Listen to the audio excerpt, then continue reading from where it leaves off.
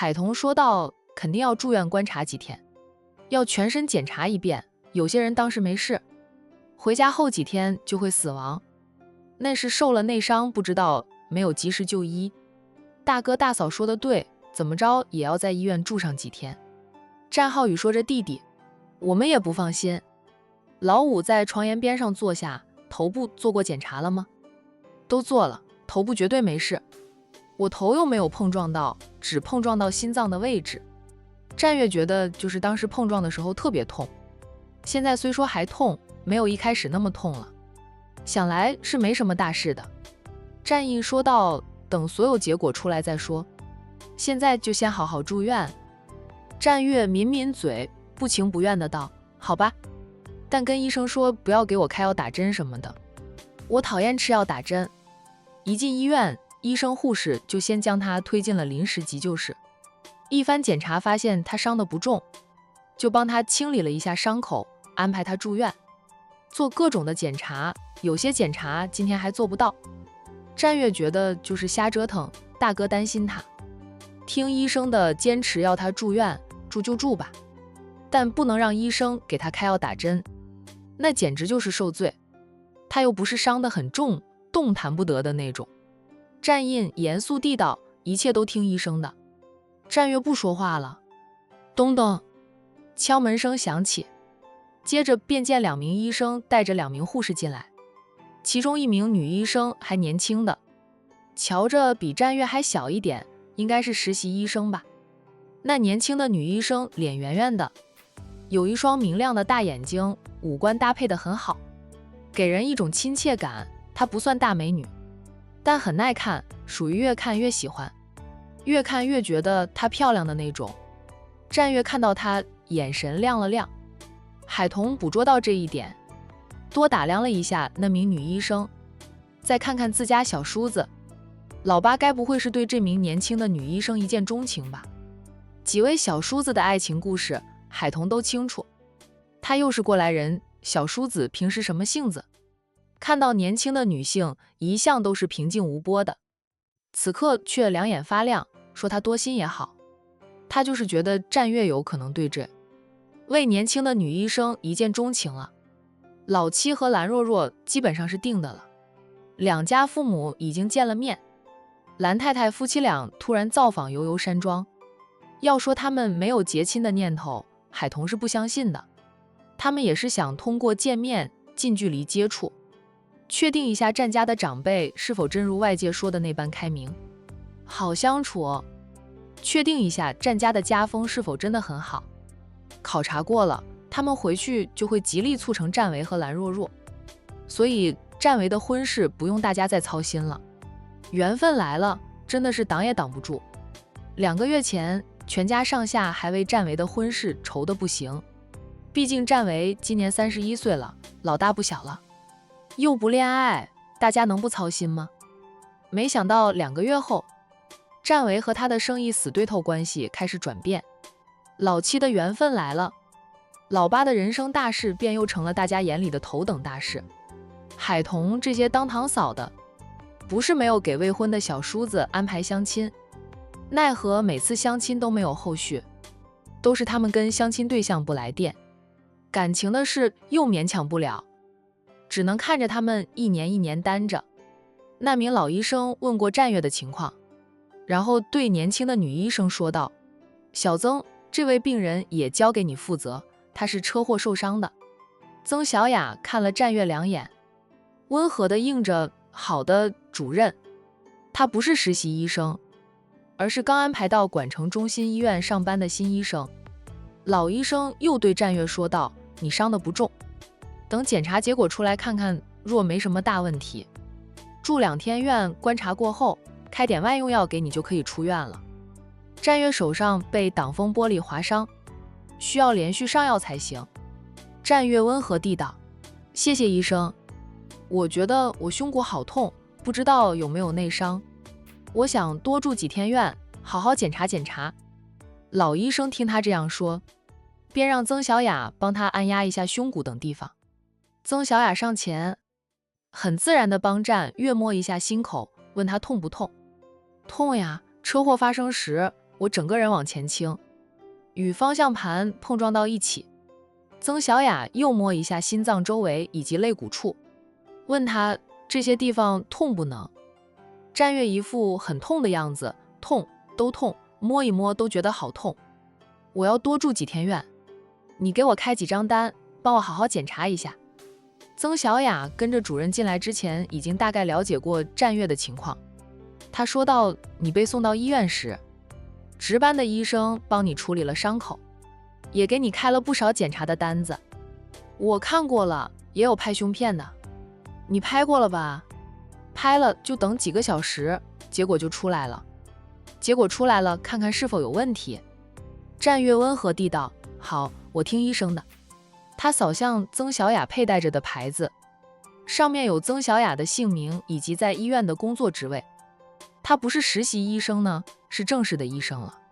这般年轻，想来是刚上岗吧，或者是刚从其他医院调过来的。老医生说道，那就先等结果出来看看。战月问医生，我要打针吃药吗？现在还没有检查完，暂时不会给你开药。战月哦了一声，说道，等结果出来我就去找曾医生。不用你过去找，你在病房休息就行，我那里能看到你的检查结果。战月既然交给他负责了，曾小雅就能通过他的工作电脑查看到战月的检查结果。你好好休息。曾小雅温和地交代一句，便跟着老医生出去了。出了病房，老医生轻声交代曾小雅，里面那位战先生的伤情，你一定要检查清楚，不可大意，他可不是一般人。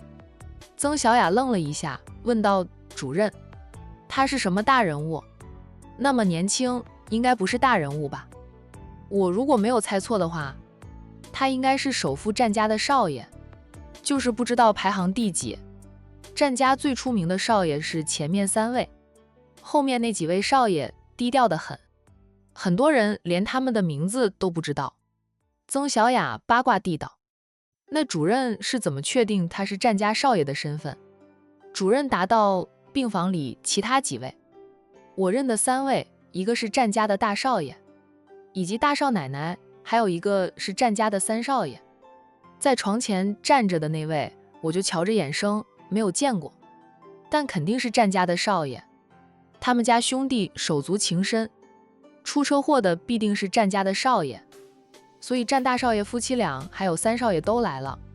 战大少爷夫妻俩是属于闪婚的，他俩从闪婚到如今恩爱非常，儿女双全，为人津津乐道。大少奶奶本是个普通人，认识他的人很多。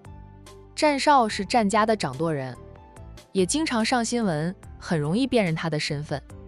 曾小雅哦了一声，又问道，就算他们是首富家的少爷，我们做医生的做好本职工作就行了，怕他们做什么？是不用怕什么，他们这些真正的豪门子弟极有修养，除了战大少爷总是板着脸，表情严肃之外，其他人都显得平易近人，当然那只是表面，一般情况下他们都很和善的。我也不是叫你怕他们，只是提醒你要好好帮他检查，治好他的伤。他们家与神医来往密切，他们这些学医之人多少都听过神医的传奇。曾小雅边跟着主任走边问道，神医还活着吗？明显他也从自己的老师那里听说过神医的事，不是说神医是几十年前的老前辈吗？就算活着也很老了，应该不再给人看诊吧？神医还活着，不过的确不再给人看诊。他老人家唯一的亲传弟子程医生，是新一代的神医，与战家来往密切的是小神医，也就是程医生。曾小雅眼露仰慕之情，什么时候能见一见程医生就好了，向他请教一下医学上的问题。程医生很忙，一般人也联系不上他治病，不过战家能联系。程医生与战家的几位少奶奶关系很好，战家2少奶奶的眼睛都是他治好的。小曾，你还没有男朋友吧？曾小雅本能地答道，曾经有过，但3年前分手了，人家另攀高枝，觉得我没有能力帮他调动工作，铺好康庄大道。他出生于医学世家，一家人都是学医的，爷爷奶奶以及父母是学中医的，而他们这些年轻一辈则主学西医，中医也略懂。他这样的家庭在很多人眼里是极好的了，那种男人分了也好，对方攀上什么高枝了，你这样的家世背景他都嫌弃。主任是曾小雅父亲的老同学，算是看着他长大的，清楚曾小雅的家世背景。上岸了，第一件斩了我这个意中人，已经分了3年，不提他也罢。主任了解地道，没事，你这么优秀，以后能遇到更好的。主任忽然问我有没有男朋友，想给我做媒。主任笑道，你的媒我轻易不敢做。没事，就是随便问问。你去忙吧。曾小雅嗯了一声，往自己的办公室走去。病房里面，战月往床上一躺，对兄嫂们说道，大哥大嫂，3哥5哥，我住院多住几天，好好检查一番，就当体检了，也能借着住院之机好好休息休息。他的兄嫂都是人精，眼神立过剃刀。他看到曾小雅之后，那眼神都亮了。海童都捕捉到了，战印等人又怎么会错过？都是过来人，老八的反应，他们心里都往那方面想了一下。